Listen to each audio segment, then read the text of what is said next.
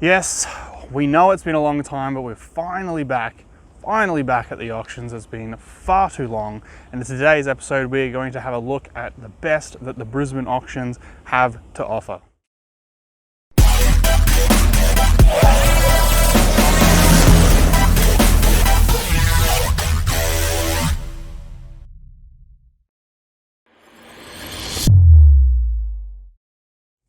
Yes, we are back at the auctions.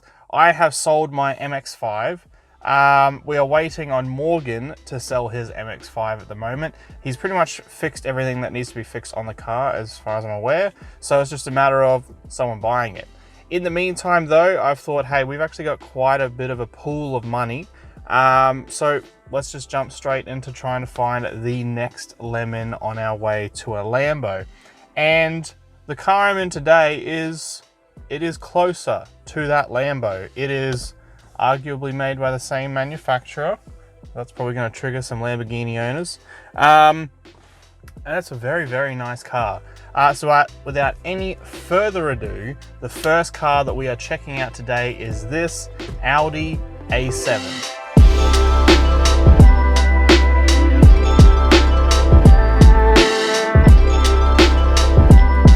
So yes, we are starting off today with an Audi A7.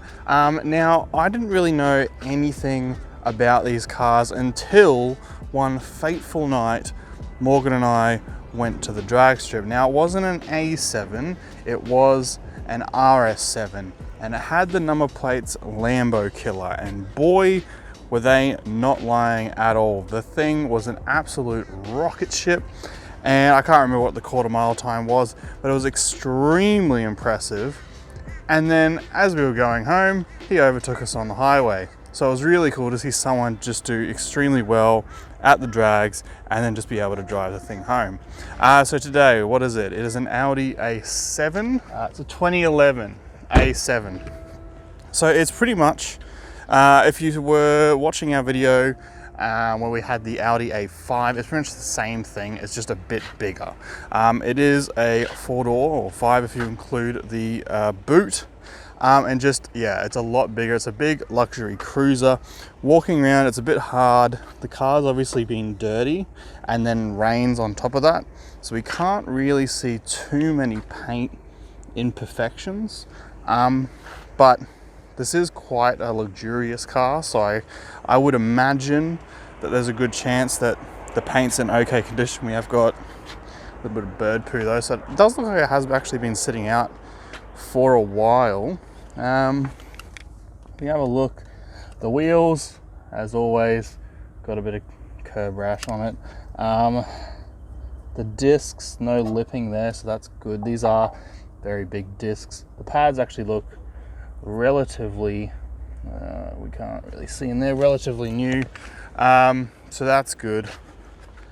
Tire tread, tons of tire tread. Brakes at the front are also really good. Big brakes to stop this big behemoth of a car. It is a big car. It is, what are we, 1, 2, 3, 4, nearly 5 meters long.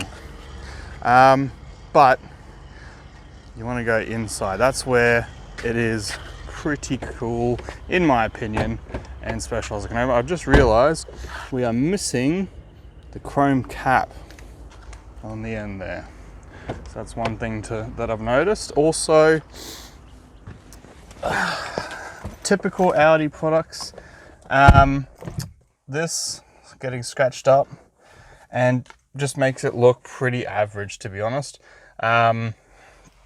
But it looks like it's just this plastic trim piece, so hopefully you'd be able to maybe buy this.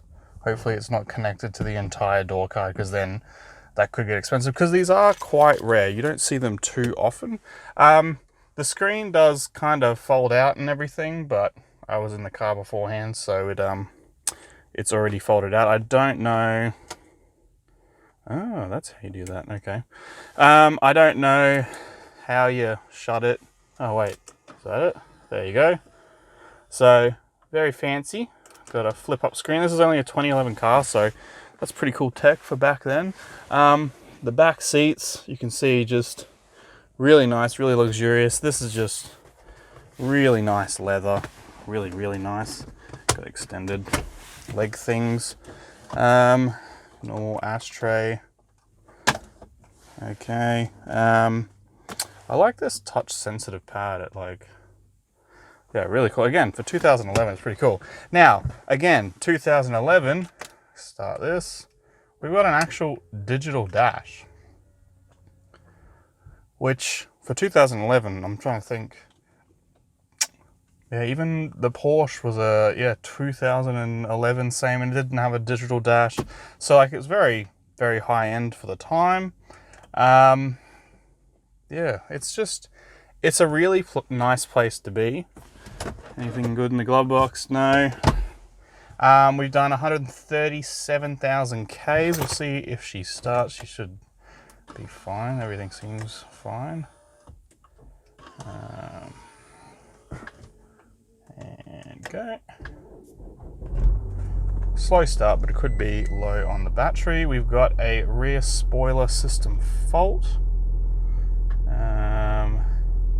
Start-stop system fault. Oh, unavailable. Now, this isn't, like I said, the RS7. This is an A7 and does have a diesel. So it's not, you know, not crazy fast, but it's okay. I really like the screen though. It is actually quite nice. So yeah, rear spoiler fault. For some reason, start-stop system fault. That could just be because it's been sitting for a while. Out. Oh no, they're still there. Your radio, phone, sat nav. Annoyingly, in the later Audis, this all became a map. I'm unsure as to whether or not you can do that. Navigation is not active. There you go, navigation's not active. But, so, it seems to be idling fine. It's got a little bit of fuel. Obviously, automatic headlights. Everything else, cruise control, all your normal stuff. It's honestly, like, it's obviously pretty, not boring, but it's a luxury car. And quite nice, and at the moment it is in the budget. Now these sell anywhere from high 20s to 30. We don't have that budget at the moment, but with the higher Ks, we've got a couple of little faults that seem to be like a little electrical gremlins. Might scare any potential buyers off. If we could pick this up for our budget, we could definitely make some money, and that's kind of the idea. Now Morgan and I have been talking, quite uncertain times for people at the moment moving forward, especially with the economy wise. We won't get into political reasons and all that, but it is slightly uncertain. So Morgan and I are kind of, do we go more conservative, your more kind of commuter cars, the ones that shift a lot of volume, your little hatchbacks, even utes, that kind of thing, that serve more of a utilitarian purpose, because as people's budgets tighten, they obviously don't have the same amount of leeway with spending money on these kind of cars. Well, in the general, there are obviously people who world events don't really affect them that much. But anyway, we'll pop the hood. Nice gas struts, don't have to do a hood prop. So it is turbo.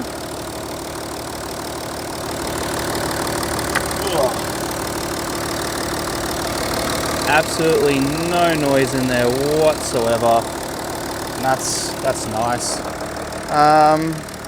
Yeah, it seems really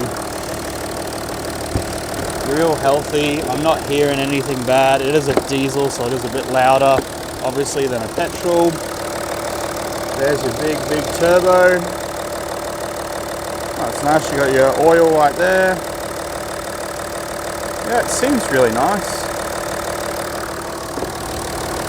So we'll have a look at the back and see. Well, first of all, I'll sit you guys down and we'll get an exhaust note from this turbo diesel. Probably sound a bit funny. There is the spoiler fault. It could just be, I know on other models, people just like the spoiler to stay up all the time. So it could be I know on some cars you can pull the fuse as the spoiler is raised, and that will stick the spoiler there permanently, so it could be something like that. But yeah, until we get a scan tool on the car, we wouldn't know what the fault is. So what I'll do is I'll sit you guys down and we'll hear this turbo diesel.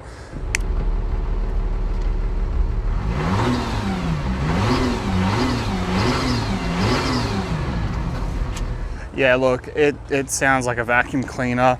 There was more noise coming out of the front than there was the back, which is, I mean, it's a diesel.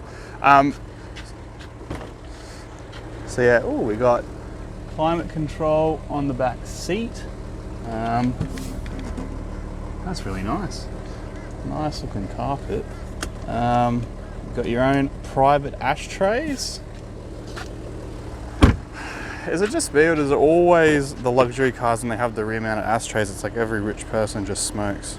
But you've got the same kind of pitting and tearing at the plastic here. So if we were to get this, we'd have to replace this one and the one on the driver's side. We'll pop the boot just because I'm assuming it's massive. Holy dooly. This is ginormous. So this is probably at least 1.5 meters long. So you'd be able to fit, God, so much stuff. So much room for activities. We've got the big spare tire. That looks like it's all there. Obviously in our last Audi we had to lift all this stuff up as we had electrical problems.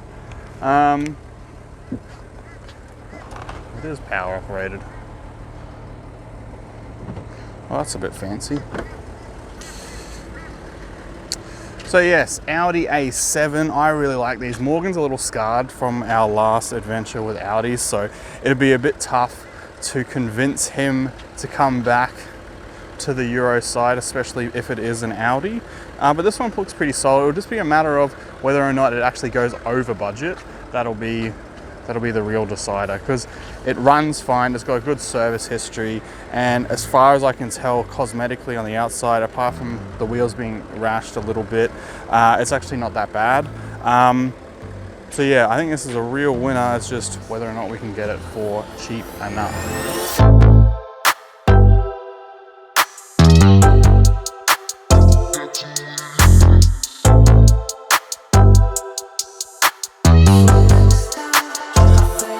Alright, next up today we have got this Volkswagen Polo GTI.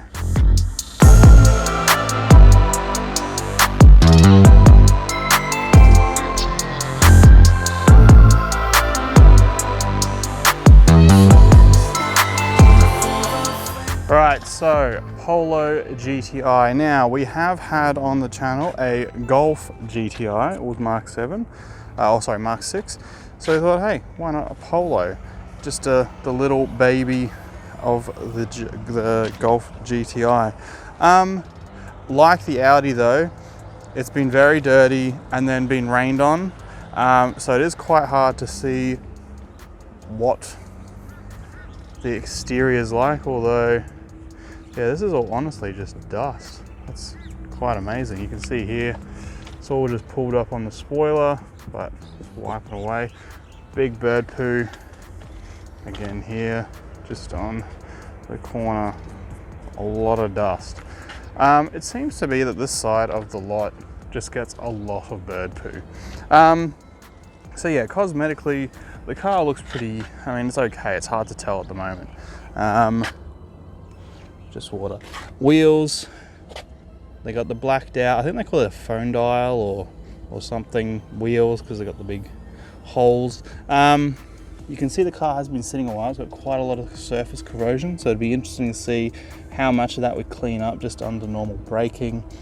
This one doesn't have too much curb rash, which is actually quite surprising. You do have some little parts though where the paint is peeling off.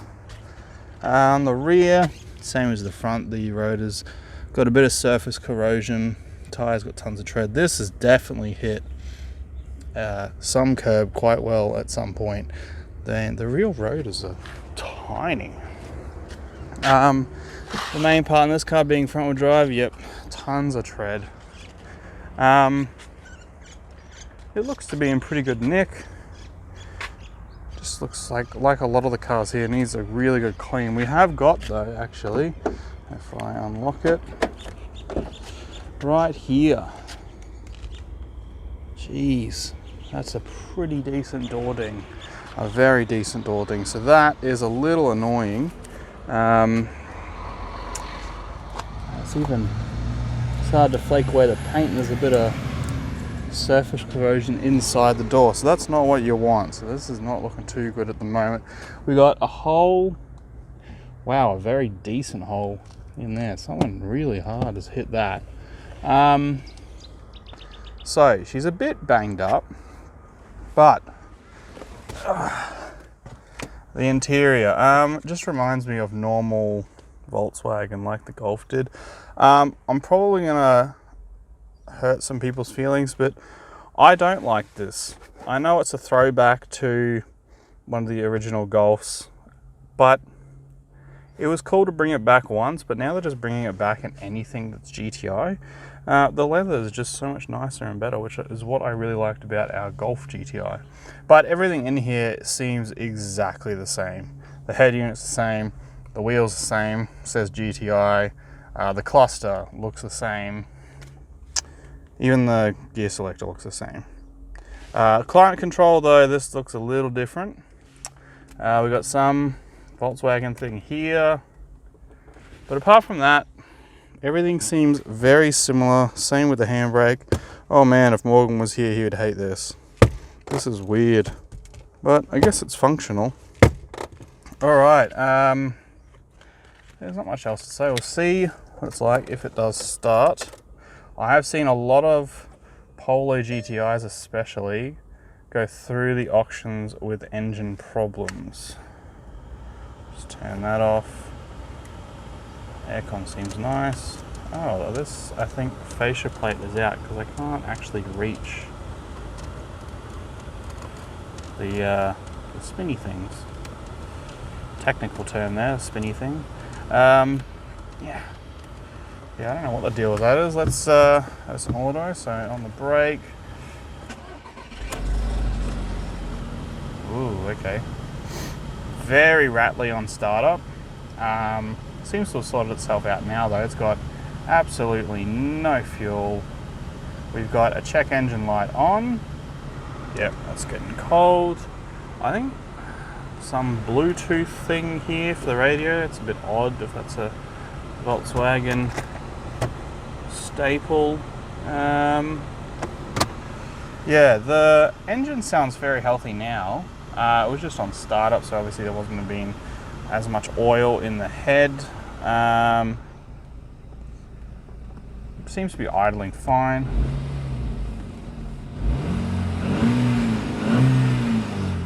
Seems to be fine. So we'll pop open the hood, see if you can see anything. But all in all, it seems like quite a tidy-ish car, except for the giant hole in the door card, and someone has opened the door into, God, it must have been the biggest wall ever. I mean, this is like, I keep comparing it to the Golf, but it is the cheaper alternative, so it makes sense why some things are, there's meant to be a hood prop. Alright, that's really tough to put in. The engine. Seems fine. So that, yeah, just normal Volkswagen things. It almost looks like there's enough room for a Golf engine in here. Yeah, look, there's nothing immediately that's screaming engine light to me. So yeah, I'm a little unsure, but seems good. Seems like we've got a new oil filter there. Coolant, how's that going? We've got coolant in there and it's not bubbling, which is positive. It seems really healthy. I'll chuck you guys out the back so you can hear a bit of what the mighty Polo has to offer. It's not much though.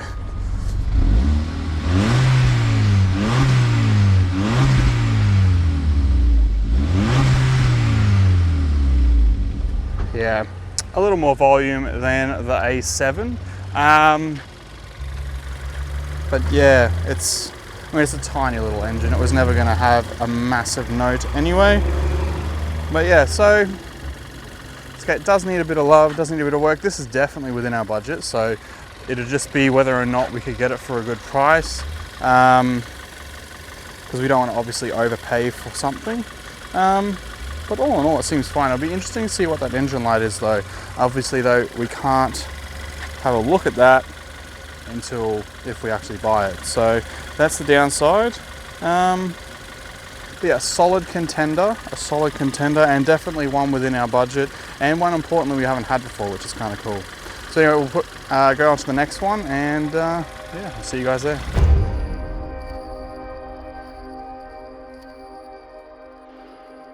Okay, the final car today is not a Euro car. Now I know the first two were, and you're probably thinking, oh, Morgan's not here, so James is just gonna look a bunch of Euros, but no, I'm not looking at a Euro. This is technically, I thought it's JDM, kind of more so American, but it's so cool. It's a brand that we've had on the channel before that I think the only car that we've lost money on. So if you know what I'm talking about, you know I'm talking about a Lexus. And this one in front of me, this is a big boy. Now, just to clarify, at the moment we don't have enough money for it, but if Morgan can sell his car for the amount that I think he can, we could definitely afford this. So it would just be a matter of whether or not Morgan can sell it in time. I'm talking no other than this Lexus IS F.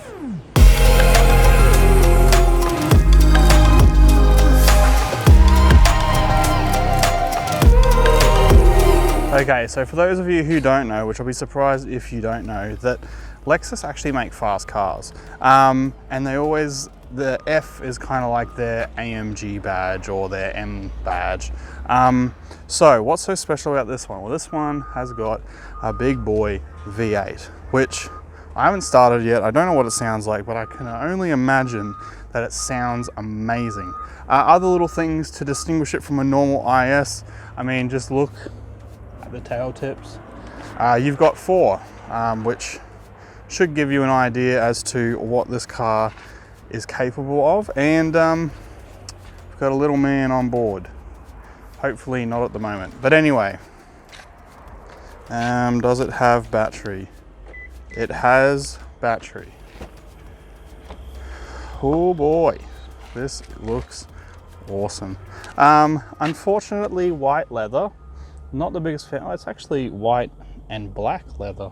It's very similar actually to our GS 300 that we had. Except the GS 300 felt like you were sitting on a couch. This is more like, you can definitely feel it's more secure, but still really plush and really nice to be in. I'm not really going to go on any further. I just want to hear what this thing sounds like. So start this electronic adjustable steering wheel. All right, let's see if this puppy will start. Oh, yes, it starts. And immediately you can hear the V8. It does sound a little ticky though. That's the only thing I'm concerned about. And now it's fine. So it must have been just an oil pressure thing. Just got to get oil going through the head. Anyone that's been watching the channel will know that we have replaced actually the touch functionality on a screen exactly like this on our last Lexus. Now, again, the last Lexus was the only car that we've ever lost money on. This one, I think, is in a little different category. The last one we had is just a luxury cruiser. This is more of a performance car, obviously, because you've got a V8. The only other V8 we've had on the channel has been the Commodore. So it's kind of cool that this could potentially be our next one. But it's typical Lexus. You've got, oh, that's a nice, cool opening mechanism. Got a extra cup holder thing. I mean, this is kind of old. As you can see, it's quite dated, but people that are buying this car are not buying it for the screen, they're buying it for what is under the hood. So I'll pop the hood so you can see the V8, and then obviously probably what everyone is wanting is for me to stick the camera out the back and rev the crap out of it. So we'll get onto that. All right, and there she is, just like our last Lexus, everything covered pretty much. It sounds very healthy. Oh, try and get the oil, see what that's like. No sound coming out of that, and absolutely no blow-by. That's very good signs. Got our coolant, doesn't look like it's bubbling, and it's at the full point, so that is perfect. So mechanically it seems pretty good. Obviously we can't unfortunately drive the car, so whether or not the gearbox is toast or not, that's another thing, but so far the car is, it's impressing me. Annoyingly though, we do have some terrible rash on these wheels, and these niche wheels, never heard of it. Someone let me know if they're a good brand or not. We've got a tiny bit of condensation, but that's nothing to worry about. It is quite a cold and dewy morning here in Brisbane. Yeah, I don't know about the wheels. I don't hate them. For some reason I think black cars, bronze wheels look really good, but I'm getting ahead of myself. We'd have to actually purchase this, and currently Morgan has to sell a car. So I'll sit you guys down and we'll rev this car, which is gonna sound so good.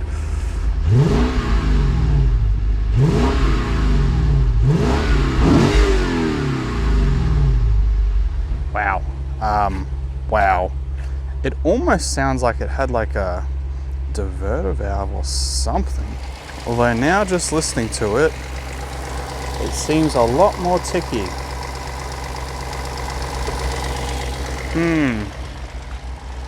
Oh, it sounds so good though.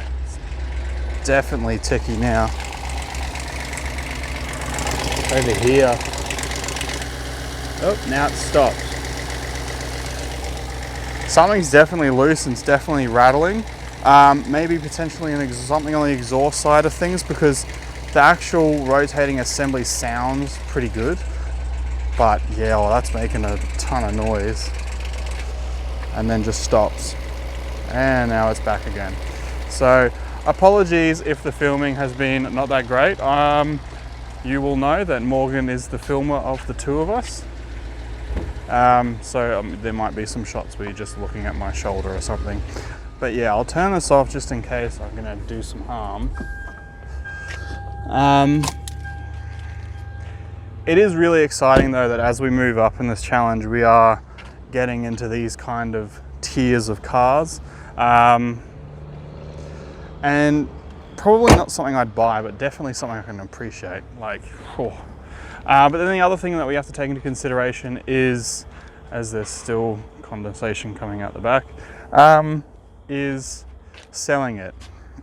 You know, the following behind Lexus is not as big as other cars in the market, such as your Mercedes AMGs, your BMW M Sports, M3s, M4s, M5s, that kind of thing.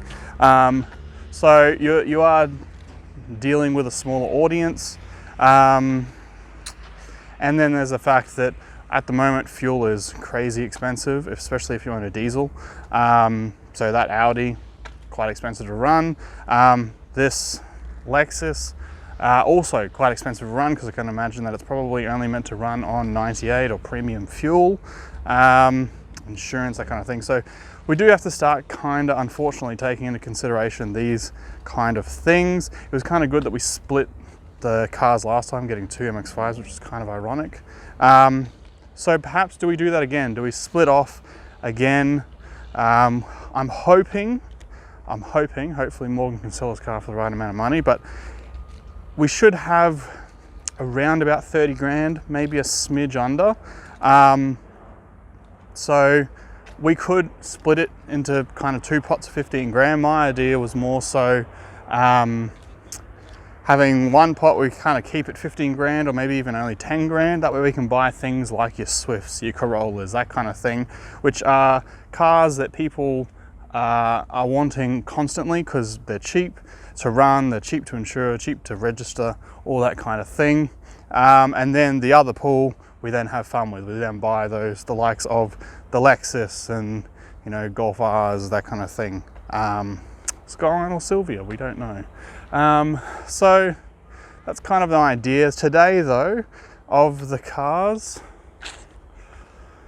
Oh, it's tough. They're all pretty good. I think the Polo is just a bit boring for me, but I mean, we would have to probably find a new door because it's got that god awful gash in the end of it. And yeah, it's got a check engine light, so we don't know what that is. That could be something transmission related, we do not know. So for me, it would probably have to be probably the Lexus actually. If it, oh actually no, because then there was the ticking. It's probably the Audi actually. So I reckon the Audi, if we can get it for the right price, it would be a tough one to sell though. That's the only problem. But yeah, let us know down below what should we get. Because they're all good cars now. Like we're no longer in the bottom of the barrel. So yeah, it just comes down to pick your poison, I guess. Like, do we go for this RS4? You know, decisions. So let us know down below. Comment, what should we get? Should it be the A7, the ISF, or the Polo GTI, or something completely different?